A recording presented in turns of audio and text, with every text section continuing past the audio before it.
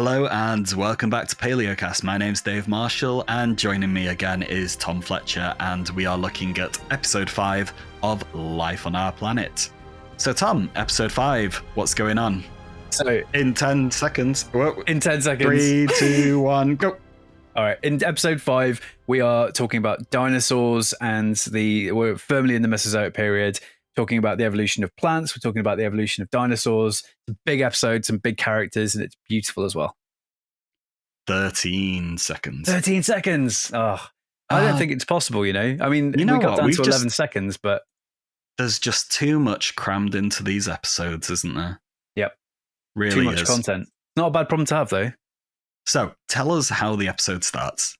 So this episode starts with the Triassic-Jurassic boundary, that one of the big mass extinctions, probably caused by the splitting up of that supercontinent Pangaea, Laurentia to the north, Gondwana to the south. And as these plates are splitting apart, you've got this huge, great big mass of volcanic material coming up.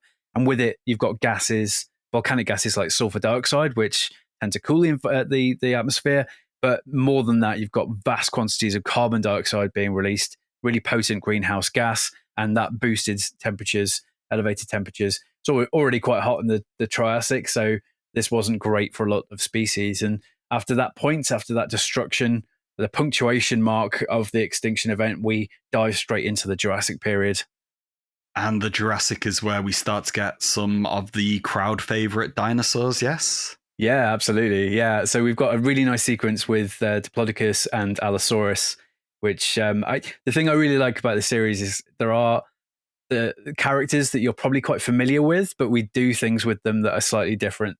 I won't give any games away, but it's not always the case that a predator has to kill the prey. You know, there's nuance in the behavior there as well, and we see that throughout the series.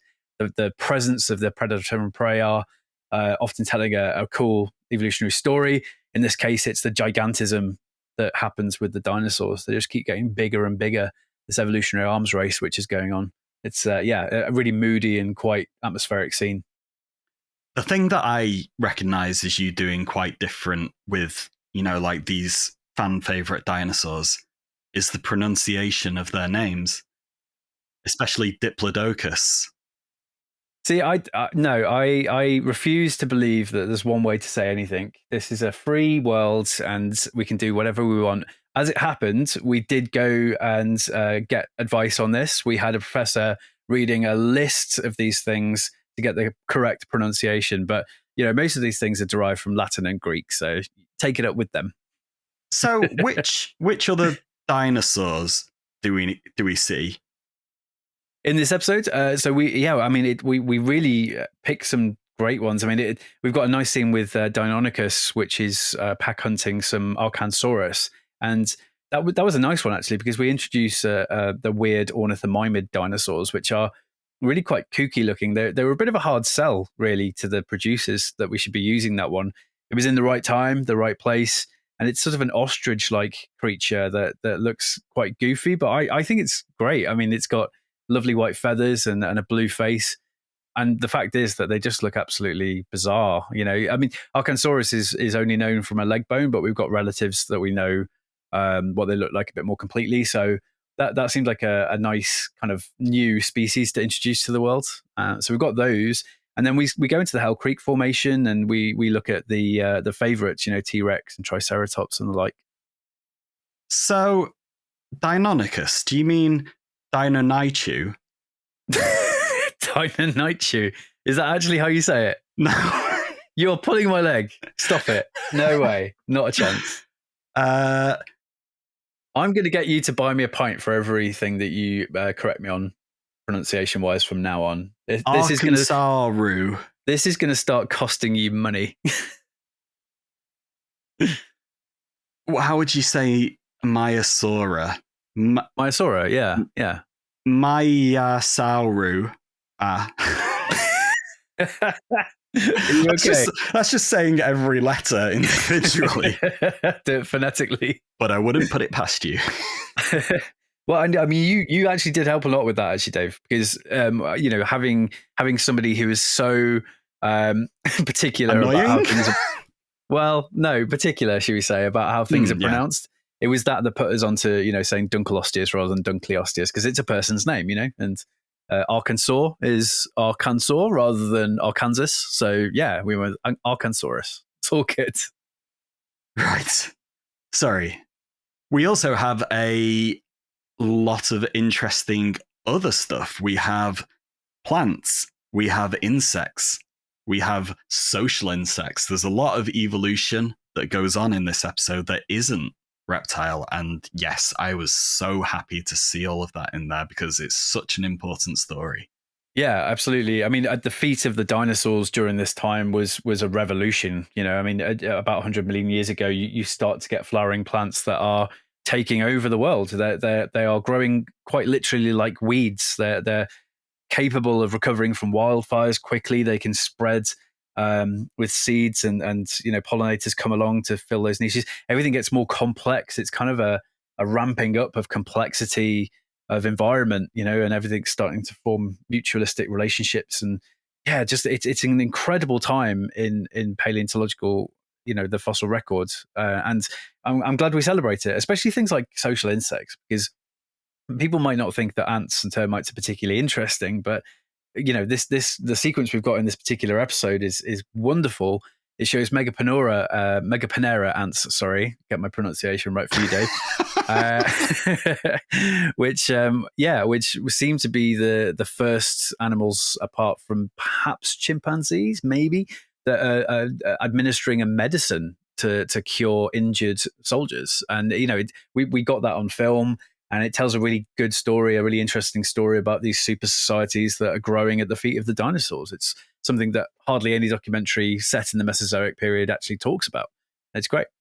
And nobody uses the pun antibiotics. Oh, no, David. Could you imagine Morgan Freeman just dropping that in casually? No. Because I think he's got a certain cutoff for the kind of bad jokes that he'd make, whereas all bets are off. This is why I never got the gig for doing the narration. It would have just been puns all the way through. Yeah. The other one is, the beetle that pollinates the lily was a really nice story too, because we've got a situation there where a really primitive angiosperm, well, not primitive all the modern things we film are obviously as evolved as everything else. Nothing's really primitive in inverted commas, but they were some of the first line to evolve in the flowers. And we've got this situation where an insect is actually pollinating a lily, and the lily traps the beetle overnight. And that's a really enchanting little sequence too. So celebrating the small stuff amongst the giants is it's so cool. Mm-hmm. And I speak to Barney Revel again, who's the producer from last time. We are talking about what are my favorite models in the whole series. That Allosaurus in the rain, what a scene. It looks so real. I couldn't believe it when it walks past the screen. And I mean, I've only seen this in 720p. It's going to look absolutely fabulous in 4K? 8? What? How many Ks? What resolution? All the Ks, Dave. All the Ks you could ever want. No, I completely agree. I mean, the attention to detail on that model, that texture that I know you really appreciate. That is all detail that ILM put into it. That they, that's why they've got their jobs because they're so talented at getting those small details right. And to model water dripping over that, that head, it's incredible. It's really, really cool. And, the model itself is really accurate. We talked to scientists about getting the head width correct, because Allosaurus has got, it's essentially a hatchet as a head. So it's really narrow. And it looks bizarre with this really narrow head. It's all, an adaptation to sort of slam down its teeth. Its predation method is really quite particular. We got all of that correct, and to see it come to life like that in the rain and the darkness, I mean, it's so atmospheric. Yeah, it's unbelievable how many paleontological documentaries never show anything at night, never show anything in the rain. And so ILM, they've got this desk, they've got 2 dials on it now, one with scales all the way up, one with rain, crank that one too, and you end up with a beautiful texture. but that it were that simple, Dave. Yeah. It's a lot of hard work, a lot of processing power, And and an then awful lot of skill too. a third dial for feathers. Yes, Crank that up on the Deinonychus. We have got feathery Deinonychuses, Deinonychuses, and they look absolutely gorgeous as well. And I speak to Anjan Buller all about the evolution of feathers, because it's not as simple as you might think. No, and the feathers, the CGI of those feathers, it is a pretty new thing to deal with, because the back in the day when dinosaurs were thought to be completely scaled, it was a pretty simple job relatively, because it's just a flat surface really to deal with. But here you're talking about thousands and thousands and thousands of individual fibers, and to make hair on an animal, or a kind of fuzz like Anchiornis' got, is that kind of fuzzy feathers. That's relatively simple because it's essentially a type of hair, a fluffy hair. But feathers, if you think about it, it's kind of hairs coming out of a hair. So that's a whole new problem, and they all lie flat on top of each other if everything goes correct. So having intersections of those feathers was a real issue for ILM to have to overcome, and I think they did a fantastic job. Yeah, we talk about some of the issues with doing that. Oh, cool. And the amount of work that goes into it. So I've got my favorite models. Do you have a favorite model or favorite scene? As I said, I think the Arkansaurus is a good one. I mean, it does look bonkers, and I have a real sweet spot for that one in particular, because I just think it's adorable. Yeah, I think that probably is my favorite. The way it looks at camera, it just looks so stormless, like such a bird. It really does. Such a bird-like mannerism.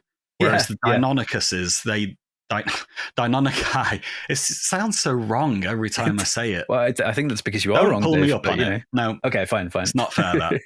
So,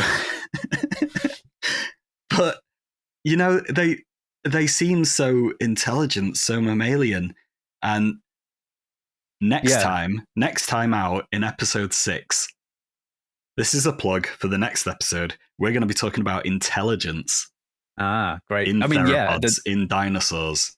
The theropods particularly, we had to strike a balance really, because living relatives of dinosaurs are birds and crocodiles, and so we had to keep reminding ourselves that these things have to move with quite a bird-like manner. Birds they won't have kind of smooth movements. They'll kind of flick their head from left to right, comprehending the world in little staccato bursts. So having that movement in the more primitive ones, and then as they get more intelligent, having a little bit more, I suppose charisma is the best word. It was a fine line to toe, but I think we got it right. And can we just take a little moment to appreciate the numbat tongue? Oh, it's incredible, isn't it? Yeah, I mean, when I first saw that, I didn't believe it. And again, I mean, that sort of shows that real life is crazy sometimes. I mean, who on earth would find a fossil of a numbat and think it must have a tongue that long? It's it's unbelievable. I want one as a pet. It's a shame they're endangered. They are endangered, unfortunately, and spoiler alert, they're slightly more endangered after the sequence that we managed to capture. So very cute. I think they are recovering slowly but surely, but obviously there's been wildfires out there and all sorts of ecological chaos in Australia. So fingers crossed. And then I guess we better address Tyrannosaurus Rex. This is probably going to be the internet's most scrutinized model for about half a year, I expect. Yes, we always knew that Tyrannosaurus Rex was going to be a controversial build because people are so. I won't say. I was going to say opinionated, but I think it is passion. Honestly, as much as it's sort of when you look at social media and YouTube comments and that kind of thing from the trailer, it is sometimes a bit disappointing to see people really aggressively disagree with the decisions that we made, but. Ultimately, this was probably one of the most researched assets that we have in the entire show, because we knew that there'd be a lot of scrutiny over it, and we did make the decision to add flesh. It's not shrink wrapped. A lot of people saying it's a chunky T-Rex. Yeah, well, yeah, it is because in order to close those giant jaws with force, you need that. And this is a living, breathing animal that would have had fat on its body, and it needs huge muscles in its tail to power those ginormous legs.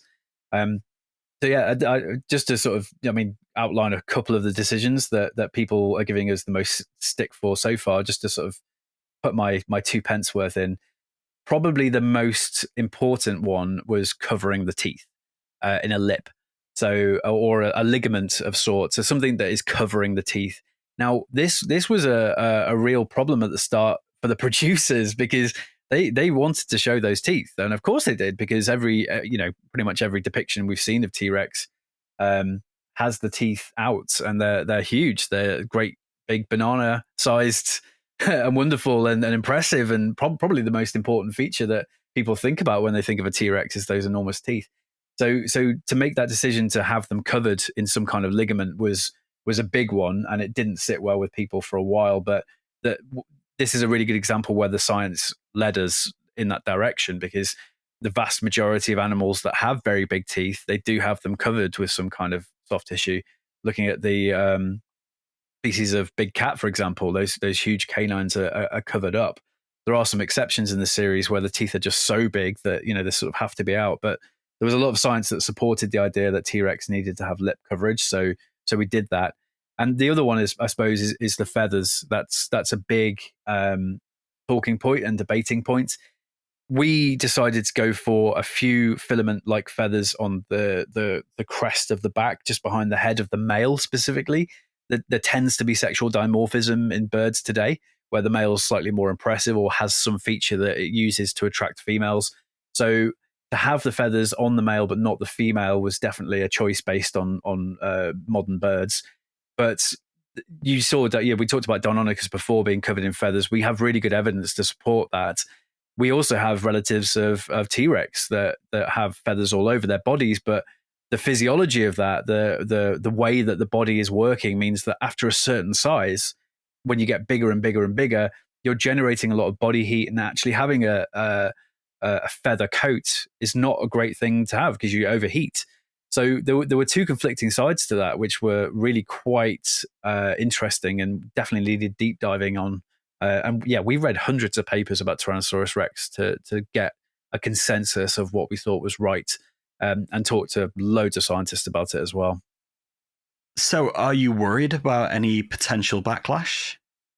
Of course. The nature of making a program like this, it's kind of like writing a textbook. As soon as you publish it, it's probably going to be out of date. And because there's so much research happening in paleontology, it's such an exciting time to study and be involved in paleontology, that there will be new discoveries, I'm sure, that will rewrite what we know about some of these animals. So we did our best to future proof a lot of these things. So we went to conferences every single year just to make sure that we were present for the latest science. We talked to experts who are leaders in their field and knew what was coming down the pipeline science wise as well. So a lot of the stuff is future proof in that respect. But of course there will be things that change, and that's part of the excitement of the field. Is it's just so active and dynamic. We're talking about T-Rex. We're talking about dinosaurs. Does it distract from the other narratives in the story? I mean, we touched upon flower evolution before, something that, changed the world forever. But here we are worrying about one species. Yeah, of course. And there are two sides to this. You have that in natural history filmmaking as well, is that there's a reason why people tend to gravitate towards the lions and the penguins and that kind of thing. Things that have been filmed before, but people really like them, and it does engage them with the science. You can not sneak in science, but you can definitely deliver science outreach by showing off these charismatic animals and providing the most up-to-date information about their favorite animals is definitely a way in. It's a way to. This whole series is telling the whole story of the evolution of life on Earth. Including the dinosaurs is a must because they were an important feature of the landscape for 150 million years, and they get people through the door. They're like, okay, cool, I'm on board with this, and then we can introduce them to the characters which yes, I agree, are more important actually in many respects. They're world builders, they're ecosystem pivot points, they're foundations of whole habitats. But you sort of have to have the things like dinosaurs and Smilodon and giant prehistoric fish to get people on board with that. So I think they definitely do a service. There's a reason why there are skeletons of T-Rex at the front door of museums, because they get people through the door, and when they are there, you can start talking to them about the worlds they lived in. And I love this about Loop. We've got a dinosaur-y sandwich. So a piece of bread, dinosaur to start off with. Loads of lovely filling, all about everything that mattered in the Mesozoic. Another dinosaur piece of bread. More information, arthropods, social insects, mammals appearing, snakes, and a bit of dinosaur bread to finish off. It's a lovely sandwich for everyone to enjoy. Oh, I'm glad you think that. Yeah, no, I agree. I think it's a really nice episode for contextualizing the dinosaurs and meeting those characters that evolved, during the time that their famous counterparts were roaming around and roaring and all that kind of jazz. So without further ado, we should probably all have a listen to some of the interviews about this episode and stop listening to me talking about dinosaur sandwiches. So I'll see you in the intro to episode 6, Tom. See you there.